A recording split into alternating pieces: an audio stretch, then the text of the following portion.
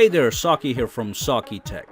So we now have three iPhones, the iPhone SE, 6S, and 6S Plus. And of course, you want to buy one of them. But sometimes it's a struggle to make a choice between three phones, especially when there isn't much of a difference. In this video, I will go over all the similarities that these phones have, and there are a lot of similarities despite the different sizes. Afterwards, we will go over all the differences, and there are a few differences that might be important. And finally, we will see which one makes sense for you relative to the price. So first and foremost, let's quickly dive into all the similar features that these phones possess.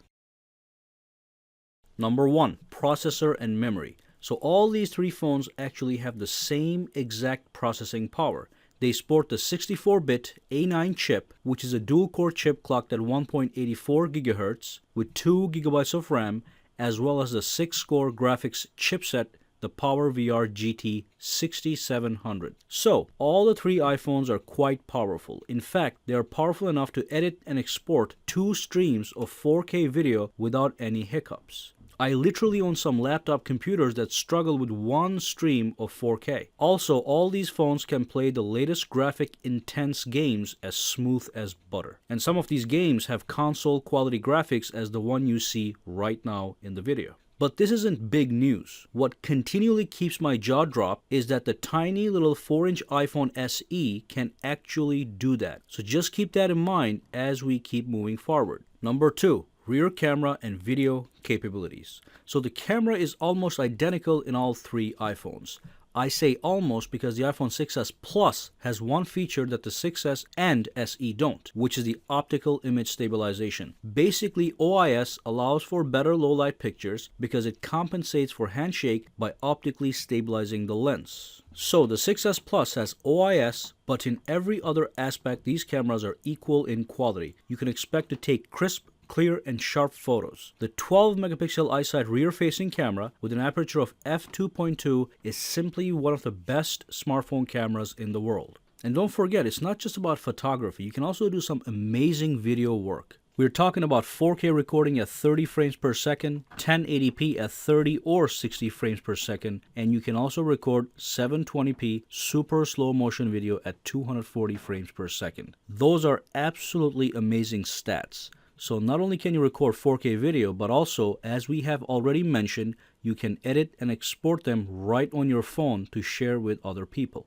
Number 3, the software. So all phones run the latest version of iOS with equal ease.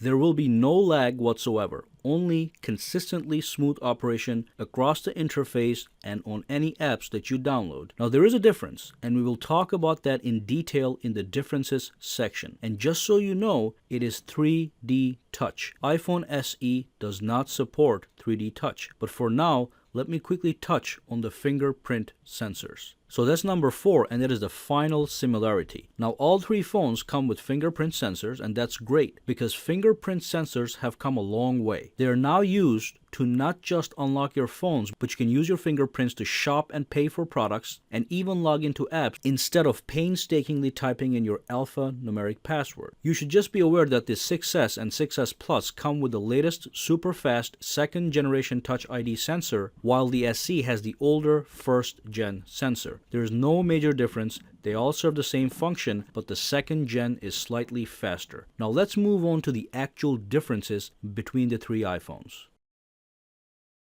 Number 1, dimensions and screen. So obviously these phones have different sizes, and that is something you want to pay special attention to while making a decision. Basically, it boils down to this.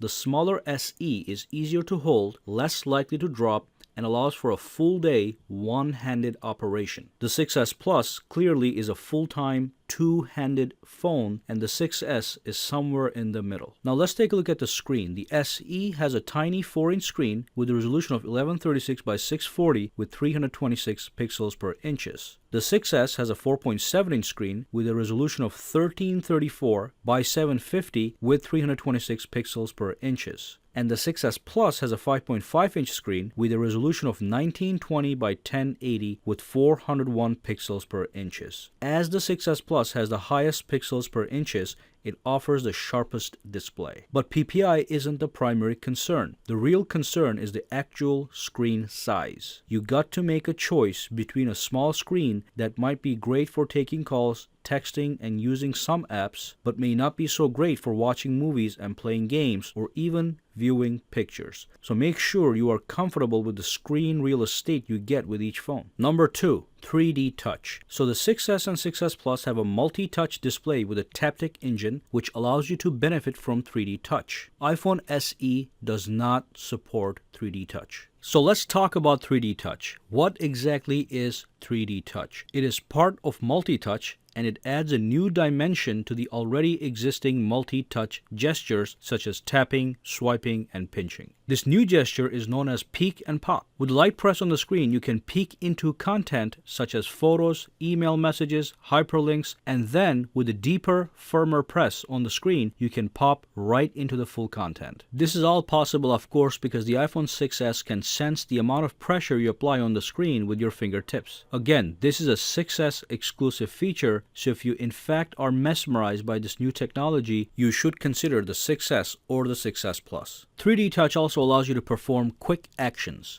Certain compatible app icons can be touched, which will pop a menu with available quick actions. For instance, you can touch the camera icon, which brings up a quick action menu that allows you to take a selfie or take a photo right from the home screen. It's almost like a right-click button for the iPhone. Of course, there's more you can do, but these are some of the highlights. So yeah, if this is a feature that entices you, stay focused on the iPhone 6S or the 6S Plus. So number 3 is design. We do have different designs. The 6S and 6S Plus have an identical design language. They sport a continuous form factor with smooth edges in an aluminum unibody enclosure. They look the same, one is simply bigger. The SE has a more boxier look with sharper edges, and it is crafted from aluminum as well, and some people perceive this as the sexier phone. The good news is, no matter which one you go with, you get a great looking iPhone that exudes premium. But I think the size and display will play a bigger role in making a choice, so I'm not too concerned about the actual design. There is another category which is much more important, and that's the price. Not all of us are rich, so let's talk about the prices.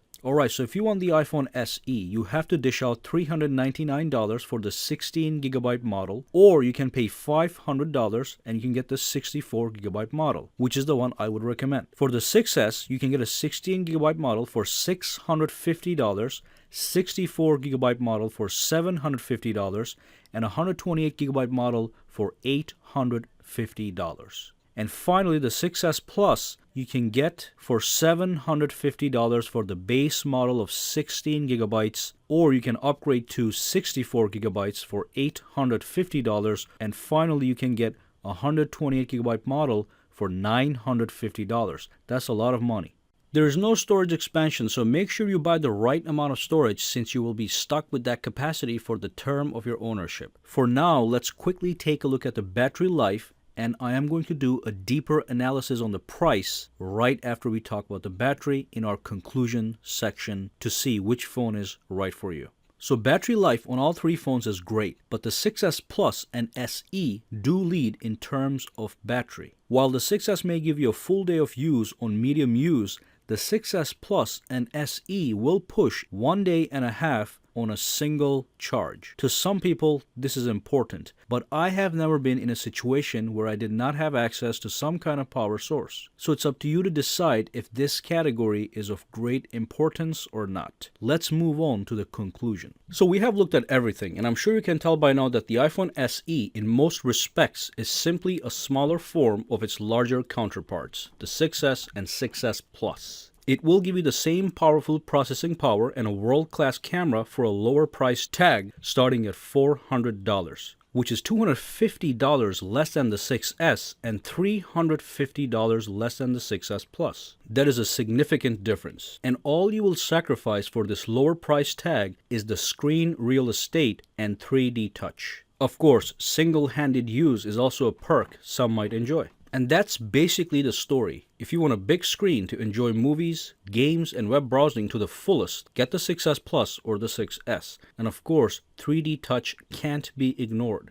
depending on how mesmerized you are by that feature, you may let it sway you to buy the 6S or 6S Plus as well. Now, the aim of this video is to compare all three of these devices because the 6S Plus and 6S are also different. So the best way for me to put this is that if you get the 6S, you're basically buying the most well-balanced phone that has all the latest features for a more affordable price than the 6S Plus. You save $100 and you still get a pretty large display and 3D touch. But that's all. It's all about the facts and what matters to you. Well, thank you for watching this video. Make sure you subscribe to sakitech and give this video a thumbs up. Also, follow me on Twitter and Facebook at sakitech online, for which links are in the description below. Have a fantastic day.